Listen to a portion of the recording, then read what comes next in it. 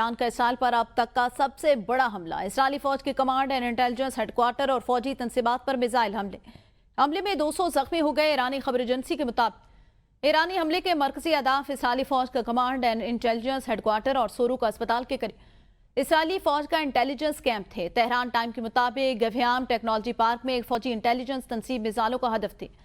ایرانی حکام نے کہا یہ علاقہ جنوبی اسرائیل کے بڑے طبی مراکز میں سے ایک ہے۔ سورو کا میڈیکل سینٹر کے قریب واقع ہے۔ دھماکے کی لہر سے اسپتال کو بھی نقصان پہنچا۔ ایرانی حملے کے بعد تل ابیب اسٹاک ایکسچینج سمیت دیگر عمارتوں کو خالی کرا لیا گیا۔ آپریشن وعدہ صادق کے سوم کے تحت ایران نے اسرائیل پر 11ویں بار میزائل اور ڈرون داغے، جس میں پہلی بار سجیل میزائل کا استعمال کیا گیا۔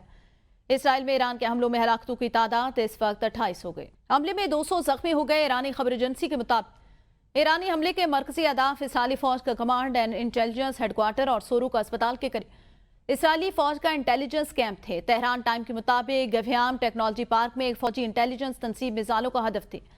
ایرانی حکام نے کہا یہ علاقہ جنوبی اسرائیل کے بڑے طبی مراکز میں سے ایک ہے۔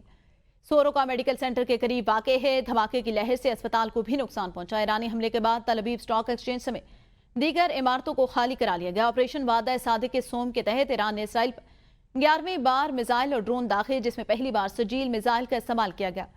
اسرائیل میں ایران کے حملوں میں ہلاکتوں کی تعداد اس وقت 28 ہو گئی۔ حملے میں 200 زخمی ہو گئے۔ ایرانی خبر ایجنسی کے مطابق ایرانی حملے کے مرکزی اہداف اسرائیلی فوج کا command and intelligence headquarter اور سورو کا اسپتال کے قریب اسرائیلی فوج کا انٹیلیجنس کیمپ تھے۔ تہران ٹائم کے مطابق گویام ٹیکنالوجی پارک میں ایک فوجی انٹیلیجنس تنصیب میزائلوں کا ہدف تھی۔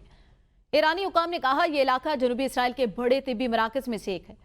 سورو کا میڈیکل سینٹر کے قریب واقع ہے۔ دھماکے کی لہر سے اسپتال کو بھی نقصان پہنچا۔ ایرانی حملے کے بعد تل ابیب اسٹاک ایکسچینج سمیت دیگر عمارتوں کو خالی کرا لیا گیا۔ آپریشن وعدہ صادق کے سوم کے تحت ایران نے اسرائیل پر 11ویں بار میزائل اور ڈرون داغے، جس میں پہلی بار سجیل میزائل کا استعمال کیا گیا۔ اسرائیل میں ایران کے حملوں میں ہلاکتوں کی تعداد اس وقت 28 ہو گئی۔